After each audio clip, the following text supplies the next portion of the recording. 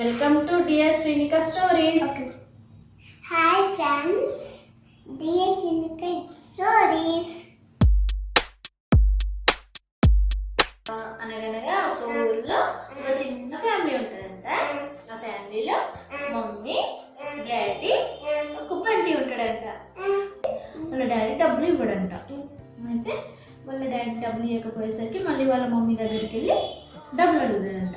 అంటే ఏం చేస్తాడంట, వాళ్ళ డాడీ జేబుల నుండి ఎవరు చూడకుండా దొంగతనం చేస్తాడంట.